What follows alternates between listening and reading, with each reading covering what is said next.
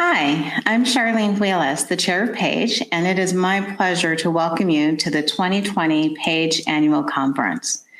Every year since its founding in 1983, our annual conference has brought together the best of our profession. But this year, it's a little different, and it's the first time it's been held virtually. In fact, PAGE has had no in-person gatherings at all since March. As an organization that's meant to bring people together, literally and figuratively, we've had to find new ways to connect. So let me start by thanking all of you for continuing to be a part of PAGE and for all of the ways you've supported us during this difficult year and allowed us to pivot to support you. We are first and foremost a community that stretches around the world, bound by a common desire to learn from one another, to help one another, and to strengthen the profession for today and for the future. Before we look too far into the future, we have to think about the present, the moment we find ourselves in, and what it means for us as individuals, as an organization, and as a profession. We're living through consequential times, and I wonder, when the world looks back on 2020, what will it see? Will it see society struggling with the transition from an age of technology to an age of information? It will see all the terrible ways that transition is manifested, a generation of people whose economic prospects are threatened and who are understandably frightened. It will see the consequent rise of populism and nationalism, an attractive salve for what autocrats have often referred to as the forgotten men and women, or the silent majority. It will see a tearing at the fabric of what binds us as we live through the Pandora's box of social media, the idyllic dream of the internet as the great equalizer, connecting people around the world to new ideas, giving way to the nightmare of platforms being used to deceive and divide. And it will see the failing of institutions meant to maintain order and stability to protect us, the degradation of truth and denigration of science, and the erosion of trust. I know that all sounds bleak. That's because it is. But history will also see 2020 as a turning point, and what we do in this moment will determine what that turn looks like. At times this year, I have felt like I'm living in a movie that just won't end. We started the year off with a potential presidential impeachment that now seems like a lifetime ago. Then came a pandemic that has brought radical disruption, transformation, and tragedy for millions of people around the world. It has been unrelenting, and you've shown what true mettle is, and you led and continue to lead your enterprises through it. Unfortunately, the pandemic was just the beginning. There would soon be more opportunity to lead through uncharted territories, to provide positive change after tragedy. On May 25th, the world held its collective breath for 8 minutes and 46 seconds as we watched the murder of yet another Black man by police, the consequence of attempting to use a counterfeit $20 bill. We saw that pleas for your life may go ignored by those sworn to protect and serve you. And since then, we've witnessed the atrocity of an unarmed Black man getting shot in the back 7 times at point-blank range while getting in his car as his children watched from the back seat. We heard of a young Black woman with a promising future who was mistakenly shot by police in her home in the middle of the night and for 5 minutes lay coughing and struggling to breathe before taking her last breath and going unnoticed for nearly 30 minutes in her own home. And more recently, we saw the asphyxiation of a Black man, naked and in mental distress, in a hood and handcuffs, his head pinned down to a frozen Rochester street.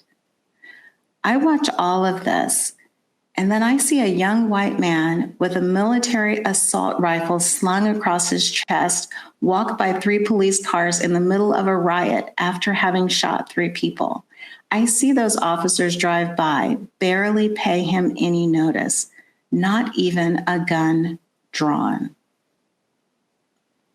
These events have revealed to me the purpose for my being the chair of PAGE right now at this moment.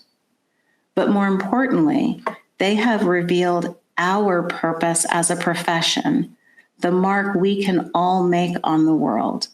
And they have crystallized a responsibility that we instinctively know is ours to ensure our leaders rise to the enormous challenge before them. Our companies don't just have a diversity problem. They have a systemic racism and bias problem. Those who benefit from it often can't see it, and those who don't can't help but feel it every day. And we wonder if it will ever end. October is Hispanic Heritage Month. I want to acknowledge it as a reminder that while we are very much in a movement about Black people, our brown brothers and sisters hurt too, and for many of the same reasons. When history looks back on us, I hope it will find that we stood up and said enough, that we finally stopped looking in the mirror and resolving to do better, but rather took action and did better. This conference is all about the future and our place in defining it. We have an important role to play to help business rise to meet this moment, to show that an enterprise can create not only economic prosperity, but societal prosperity as well. And with that, and with our guidance, businesses can and should be a driver of social change. Now, at the end of the day, we're a profession about humans relating to other humans. The choices we help our enterprises make affect people's lives. Over the next 2 days, we'll explore more of the good we can do and how we and our companies can leave the world better than we found it. Thank you.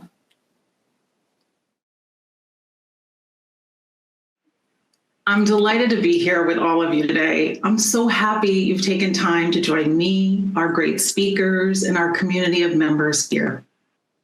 Perhaps we'd rather be in Paris, munching croissant, but as Charlene described, we are in a moment, and the topics we will explore today and tomorrow could not be more timely. Back in 1994, when I was finishing my undergrad degree, my biggest career aspiration was to become a PR executive. Trust me, I still have a copy of my first resume on pink paper with the objective written across the top in dot matrix printering to prove it. Why did I want to be a PR executive? I'm pretty sure I was seduced by the opportunity to rub elbows with smart people, gain exposure to sophisticated conversations about worldly topics, and access to market-moving information before anybody else. It's a privileged position we occupy in some of the globe's most important organizations. We shape and share the stories that move hearts and minds around the world. We do this primarily to keep our enterprises thriving.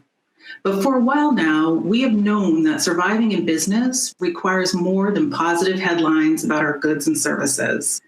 It means talking about our purpose and the societal value that we deliver. The simplest definition of a corporation that I've found is a company or group of people authorized to act as a single entity, legally a person, and recognized as such in law.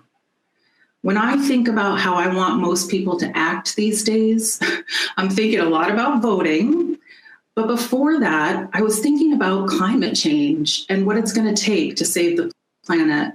Thanks to COVID, since February, I've been thinking more about what people can do to solve food and housing insecurity, help people suddenly out of work find employment, and how I hope everyone will wear a mask. Since February 26th, 2012, that's the night Trayvon Martin was murdered by George Zimmerman, and March 13th, That's the night Breonna Taylor was shot and killed by Louisville police. I've been thinking about how to protect my son and daughter from having their lives cut short by a racist cop or neighbor who can get away with murder. Thinking about these things gives me a lot of anxiety, but I feel better knowing I'm not alone. You all came to spend these 2 days thinking about how we can use our powers for good. That's what this year's conference is all about. The business of humanity, how CCOs unite and ignite for a better world.